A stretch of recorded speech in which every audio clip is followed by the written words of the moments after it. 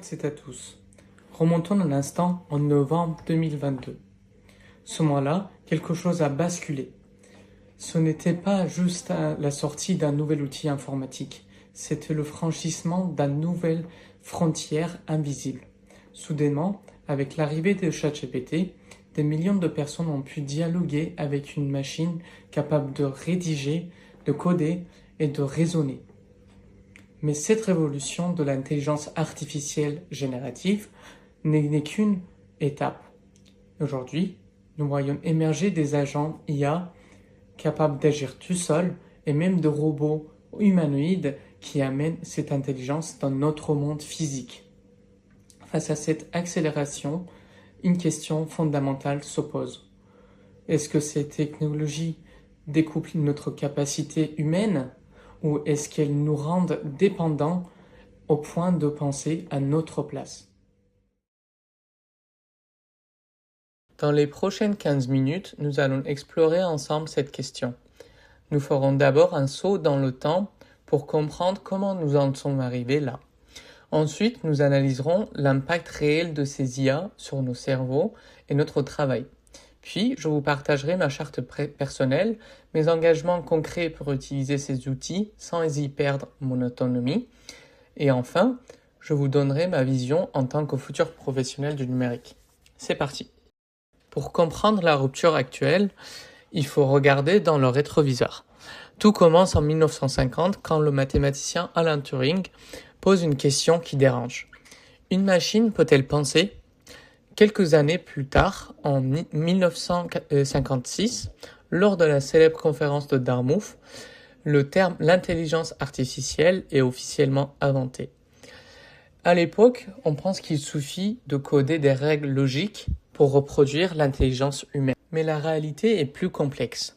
Après quelques années de stagnation, l'IA change de méthode.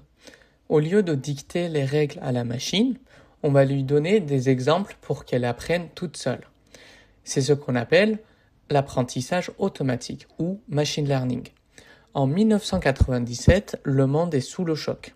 L'ordinateur Deep Blue bat le champion du monde d'échecs, Garry Kasparov. La machine dépasse l'homme, mais seulement sur un jeu très précis. Le véritable accélérateur arrive dans les années 2010, grâce à l'explosion des données sur Internet et des ordinateurs surpuissants. Le deep learning ou l'apprentissage profond s'impose. Et en 2017, une nouvelle architecture informatique appelée Transformer est créée. Elle permet à la machine de comprendre le contexte des mots de manière spectaculaire. Et c'est ce qui nous amène à fin 2022, avec la sortie publique de ChatGPT. Une IA qui écrit, qui résume et qui code. Mais l'histoire s'emballe encore. Aujourd'hui, nous ne sommes plus seulement face à des IA qui génèrent du texte. Nous entrons dans l'ère de l'IA agentique, qui agit de façon autonome, et des robots humanoïdes qui portent cette intelligence dans notre monde physique. De la logique mathématique des années 50 aux robots d'aujourd'hui. L'accélération est permanente et elle bouleverse notre façon même de penser. Cette accélération technologique provoque un immense débat. D'un côté, on nous promet une logique d'augmentation. L'IA serait un super assistant qui nous permet de travailler plus vite, de mieux diagnostiquer des maladies ou de nous libérer des tâches ennuyeuses. De l'autre côté, on alerte sur une logique d'appauvrissement. En déléguant notre réflexion à la machine, nous risquons de perdre nos propres compétences. Le philosophe Eric Sadin va même jusqu'à alerter sur un risque de devenir légume pour l'humanité, où nous nous contenterions de donner de petits ordres aux machines sans faire d'efforts. Analysons cela de plus près, en commençant par l'IA générative. En sciences cognitives, on parle d'externalisation cognitive. C'est le fait d'utiliser un outil pour alléger notre mémoire, comme faire une liste de courses. Le problème avec l'IA, c'est que la frontière entre un outil qui m'aide à penser et un outil qui pense à ma place devient floue. Si on demande systématiquement à l'IA de rédiger nos synthèses ou de corriger nos erreurs, l'outil devient une béquille cognitive. Sur le court terme, on gagne un temps fou, mais sur le long terme, on crée une illusion de compétence. Car c'est précisément dans la difficulté et l'effort que notre cerveau apprend et mémorise durablement. Avec l'IA agentique, on franchit un cap encore plus radical. Un agent IA ne se contente pas de répondre à une question. Il peut planifier, naviguer sur le web, envoyer des mails et même valider des tâches tout seul. Nous passons donc d'une délégation ponctuelle à une délégation systémique. La conséquence ? Le risque de ne plus comprendre les processus que nous sommes censés superviser. Si un professionnel délègue toute sa chaîne de travail à un agent autonome, il perd peu à peu son expertise. Et sans expertise, comment vérifier si la décision prise par l'IA est bonne ou dangereuse ?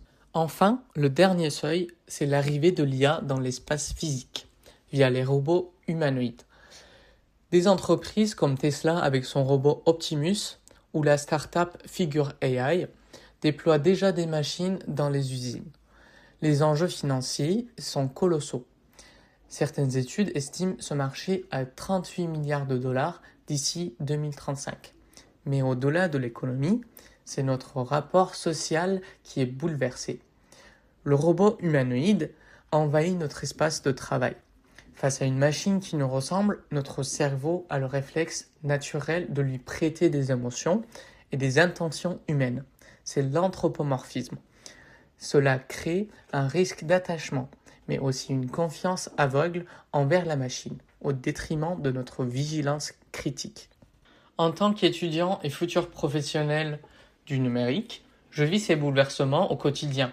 Les IA comme ChatGPT ou GitHub Copilot font partie de ma routine. Le gain de temps est indéniable, mais j'ai aussi ressenti cet inconfort. Ce moment où l'on réalise qu'on a obtenu une réponse parfaite sans avoir vraiment réfléchi. Pour éviter de devenir un simple consommateur d'IA et préserver mon autonomie intellectuelle, j'ai décidé de formaliser une charte personnelle basée sur les règles strictes. Voici mes engagements. Premièrement, la règle du brouillon obligatoire. Je m'engage à ne jamais utiliser l'IA pour démarrer un projet ou concevoir un raisonnement de zéro. La page blanche m'appartient. Qu'il s'agisse de rédiger un texte ou de structurer un code, je fais toujours l'effort de produire une première version par moi-même avant de demander l'avis de la machine. Deuxièmement, je ne confonds pas fluidité et vérité. L'IA peut générer des erreurs avec un aplomb incroyable, ce qu'on appelle des hallucinations. Je m'engage donc à vérifier systématiquement toute affirmation technique ou scientifique auprès de sources primaires et fiables. L'IA propose, mais c'est moi qui valide. Troisièmement, j'utilise l'IA pour me contredire. L'intelligence artificielle a tendance à nous lisser, à aller dans notre sens.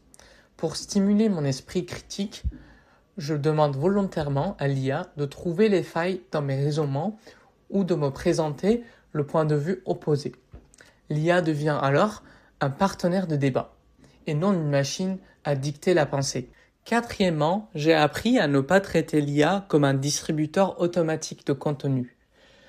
Quand je dois produire un document important, un rapport ou une analyse, je ne lui donne pas simplement un sujet et j'attends le résultat. Au contraire, je commence par lui demander explicitement de me poser toutes les questions nécessaires avant de générer quoi que ce soit. Ce réflexe change tout.